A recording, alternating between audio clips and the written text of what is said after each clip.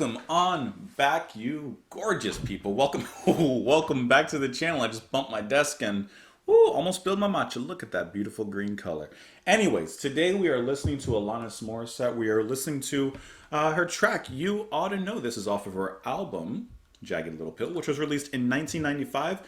Now, I know that Alanis Morissette and even this song are very popular, are very well known, but as far as I know, I've actually never listened to Alanis. I don't really know anything about her music, anything, period. So we're going to go ahead and give this a listen. Now, I was going to listen to this on my own regardless, but this was actually also recommended by Jaybird. Let's see, James Warner, I see that you had recommended this as well. Hold on, there's a few others. Ned Martin. And that's it. Yeah. Actually, Marad, I see that you didn't recommend it, but you had mentioned the song as well. So, yeah, a few of you had recommended this one. Let's go ahead and give it a listen. Eric Dupont, I see you as well. We'll talk about it after. Let's have ourselves a good time. Here we go. Want you to know that Isn't that a funky bass? This is strong 90s energy, and I love it.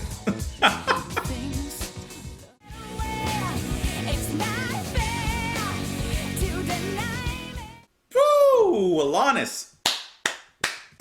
That's a breakup track. She is honest. She is putting it out there. There is no mincing her words. There's no poetry in her words. She is putting it straight out there with an honest arrow straight to the heart.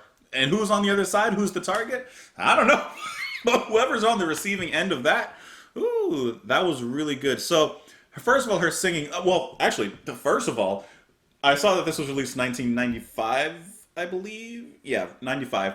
This is such strong energy of the 90s. This is not like the same sound or anything, but it just takes me back to Natalie Imbruglia and I don't know, that sound, right? This was a nice edge. I mean, as per the title of the album, Jagged Little Pill, this is a hard pill to swallow. It's going to hurt on the way down, but it's going to be better for you in the end. And I can imagine that making this song is probably therapeutic for her if this is autobiographical. The bass playing. Who was playing that bass? Because whoever's playing the bass on this track is really, really tearing it up. And I loved how they accented Alanis on her singing. There's one moment about halfway through the track where the bass player goes up and down very quickly, just back and forth, and it actually really nicely kind of pushes up the vocals of Alanis at that particular moment. I'm still trying to find out who's playing bass. Hold on, give me one moment. I'm looking for it. Sometimes it just takes a second. It's not Lance Morrison. It's Flea. All right, that makes total sense. What's Flea doing here? That is so random. I mean, random to me, but yeah. So you have Flea on the bass, which makes sense as to why it stood out so much and why it was so funky. The rhythm section was great. Matt Log on the drums.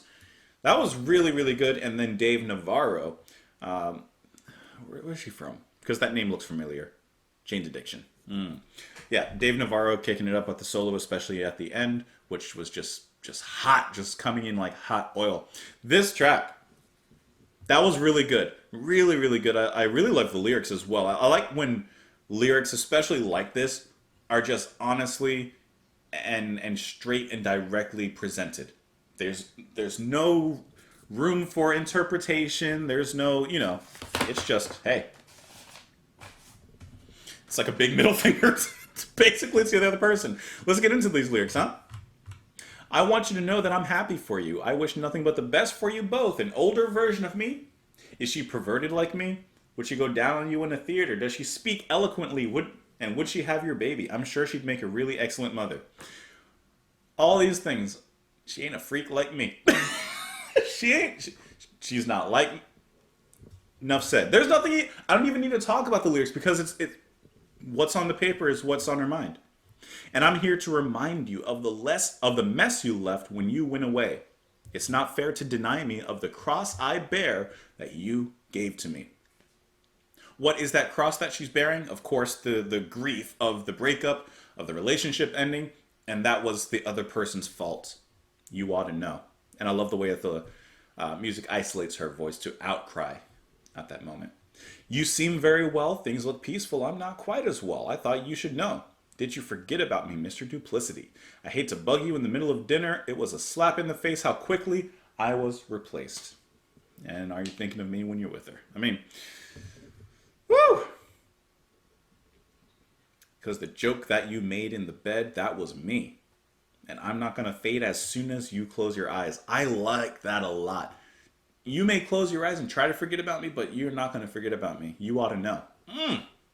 And every time I scratch my nails down someone else's back, I hope you feel it. Taking out heart. Ooh! That's good. That's really good. Now, there's a whole article about this particular track as well. It says, let's see if we can get some facts about this particular track here. I also see that drummer Taylor Hawkins had played, I guess, with her before he joined the Foo Fighters. Not the Few Fighters. There's not many of them. But he does not contribute to the actual studio version of this track here. Let's see if we can find out some more information about this one here. She moved to Ottawa, or from Ottawa to Toronto after graduating high school. Toronto is a really cool city. I liked it over there. Morissette has never publicly identified anyone as the ex-boyfriend portrayed in the song. She said in an interview, "Well, I've never talked about who my songs were about, and I won't. Because when I write them, they're written for the sake of personal expression. So with all due respect to whoever may see themselves in my songs, and it happens all the time, I never really comment on it because I write these songs for myself, not other people." And I think that most artists do write songs for themselves and not for other people. It's just, of course, the artist, the band, whoever, they hope still that other people at least enjoy their songs, but they're writing it for themselves, and they just put it out there. Nonetheless, in comments made on different occasions, actor-comedian Dave Coulier has alternatively admitted to and denied being the subject of the song. She just said that no one's specifically. She ain't gonna tell anyone. Coulier admitted the lines are very close to home, especially the one about an older version of me and bugging him in the middle of dinner. Who's Coulier? Oh, from I'm looking at him right now, from Full House. Oh, cut it out. Okay. Well, something. Anyways, let me know what you guys thought of this track. It was really fun to listen to. You can let me know those thoughts in the comments down below. You can follow me on Twitter. If you enjoy what I do and you want to support the channel, you can do that over on Patreon for as little as $2 a month. But otherwise, I hope that you enjoyed the music. Hope that you come back tomorrow, and I will see you all then. Bye, guys.